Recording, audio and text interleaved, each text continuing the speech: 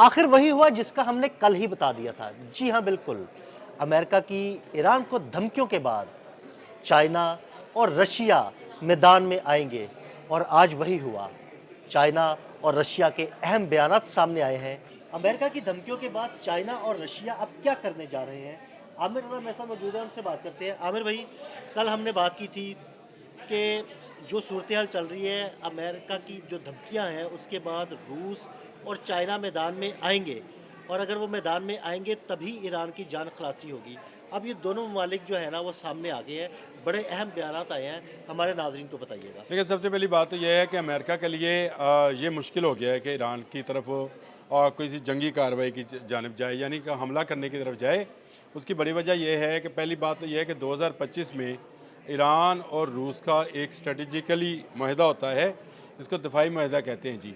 इसका मतलब ये है, ये वैसा ही माहिदा है जैसा दुनिया के मुख्तलिफ ममालिक आपस में दिफाई माहिदे करते हैं कि जंग की सूरत में ईरान की मदद रूस करेगा। और रूस ने सबक सीखा है वेनेजुएला वाले मामले में कि वहाँ पर उसका अपना जो ऑयल टैंकर है उसको ना सिर्फ रोका गया बल्कि उसके अमले को भी वहाँ से अगवा करके जी, बिल्कुल। वो ले गए। रूस कुछ ना कर पाया। चीन के मफादात थे वेनेजुएला में, लेकिन चीन की इंटेलिजेंस बुरी तरह से नाकाम रही। और ये जो खलश और ये जो कलक है, ये अभी तक चीन के अंदर मौजूद है।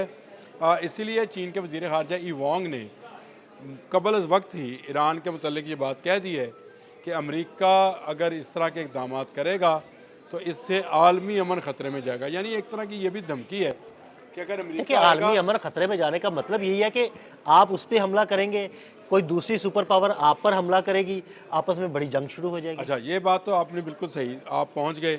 वो भी यही कहना चाहते थे, लेकिन रूसी वजारत ख़ारजा की तर्जमान है मारिया अखोवा। मारिया अखोवा जो हैं, उनका जो बयान है वो इंतहाई ख़तरनाक है और उन्होंने ये तनबीह जारी की है कि अमेरिका रूस पर हमला करने की गलती ना करे और ना ही यहाँ पर एटमी तनसीबात को नुकसान पहुँचाने की बात करे, क्योंकि इस तरह से एटमी जंग जो है वो शुरू हो सकती है। देखिए, मैं आपसे जब सुबह आपसे मुलाकात हुई थी तो हम डिस्कस कर रहे थे इस सारे मामले को। तो मैंने आपसे कहा था कि खलीज फ़ारस वो जगह है जहाँ से दुनिया की ट्रेड होकर गुजरती है और ईरान जो है वहीं पर बैठा है, एक किनारे पे कतर बैठा है।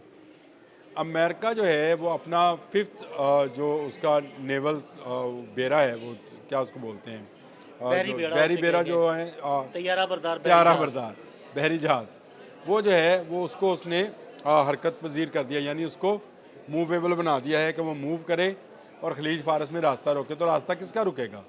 चीन का और रूस का। टैरिफ लगाया गया तो नुकसान किसका हुआ? चीन का और रूस का। अब रूस ने यह कह दिया है कि भाई हम स्ट्रेटजिकली एक दफाई माहदे में ईरान के साथ शामिल हैं, अगर ईरान पर कोई हमला होता है तो हम जो हैं सामने आएंगे। ये ख़तरनाक सूरत हाल है और मेरा ख्याल है अमेरिका को रोकने का यही एक वाहद हल था जिसका मैंने कल भी जिक्र किया था आपके साथ जब मैं वीलॉग कर रहा था। तो हम इस नतीजे पर पहुंचे थे कि अगर ईरान ने बचना है तो रूस और चीन को सामने आना होगा, नहीं तो जिस तरह वेनेजुएला गया इनके हाथ से, दोनों के हाथ से, क्योंकि दोनों वहाँ से तेल की तजारत कर रहे हाँ थे। जी, बिल्कुल। इसी तरह ईरान भी चला जाएगा। तो चीन के पास तो अपना तेल नहीं है और खलीज फ़ारस पर कब्ज़ा होने की सूरत में मिडल ईस्ट से भी तेल उसको मिलने की कोई तवक्को नहीं है। अटलांटिक ओशन में अमेरिका वेनेजुएला पर कब्ज़ा करने के बाद तमाम समंदर पर काबज़ है, वहाँ से वो नकलो हरकत होने नहीं देगा।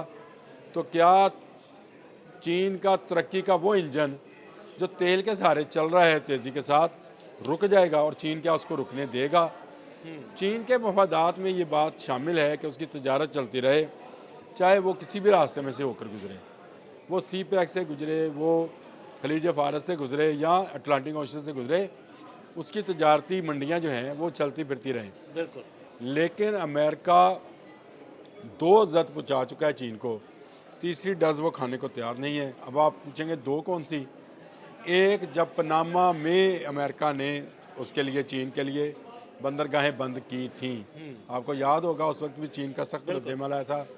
अब वेनेजुएला वाला मामला हुआ तो इसमें भी जो है चीन जो है उसको ज़्यादा पहुंचेगी क्योंकि उसका ऑयल बंद होता है। और रूस की सबसे बड़ी दिफाई मंडी भारत के बाद ईरान है, यानी ईरान उससे असला ख़रीदता है और ईरानी टेक्नोलॉजी जो है, कहा जाता है कि ये रशियन टेक्नोलॉजी का ही बदल है।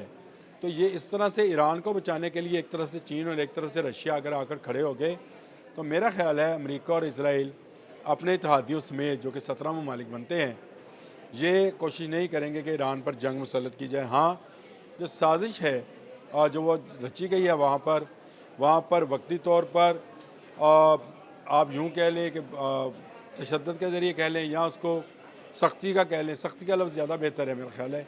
सख्ती से ईरान ने वक्ती तौर पर दबा तो लिया है, लेकिन इसको ख़त्म नहीं कर पाए हैं।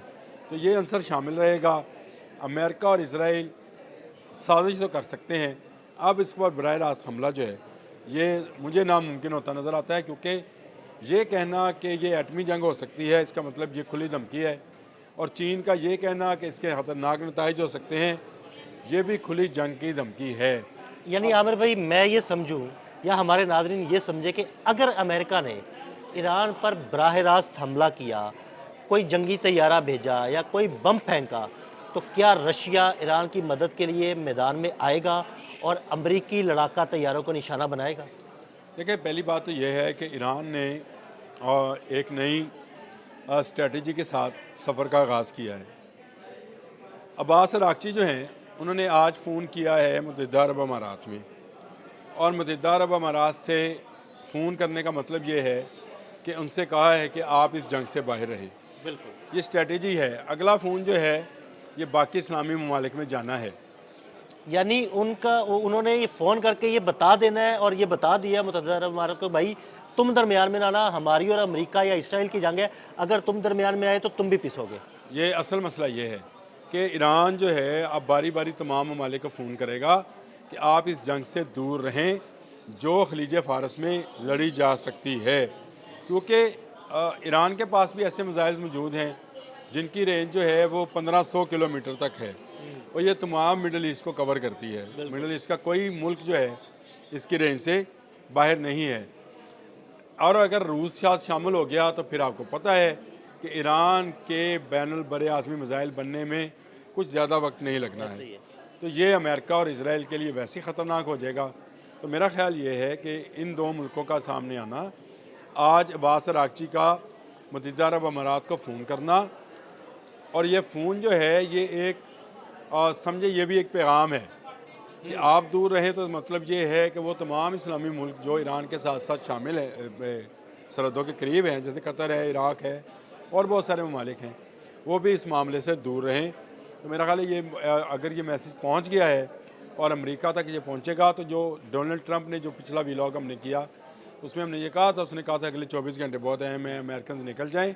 तो ये पैगाम जो है तुर्की के रास्ते अमेरिका को पहुँचाया जाएगा कि जंग की सूरत में उसके नताइज खौलनाक होंगे और उससे कोई मुल्क नहीं बच पाएगा, चाहे वो इसराइल है या अमेरिका के दोस्त इस्लामी मुल्क हैं, किसी को छोड़ा नहीं जाएगा। तो ये मैं समझता हूँ कि एक अच्छी मूव है ईरान की तरफ से। जब अमन हुआ है, जब एहतजाज ज़रा कमज़ोर हुआ है, तो ईरान अब ख़ारजी जो है महाज पर सरगर्म हुआ है। आज का फ़ोन और इसके बाद आने वाले दिनों में मज़ीद जो गुफ्तगू होगी उस पर भी हम बात करेंगे कि किन किन ममालिक के साथ उसकी गुफ्तगू हुई है।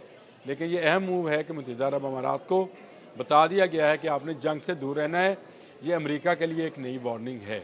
बहुत शुक्रिया आमिर रज़ा जी। बिल्कुल, आमिर रज़ा ने बड़ी तफसील के साथ इस सारे मामले पर रोशनी डाली और ये भी बताया कि चाइना और रशिया किस तरह ईरान की मदद करेंगे। अदील अहमद और आमिर रज़ा को इजाज़त दीजिएगा। अल्लाह हाफ़िज़।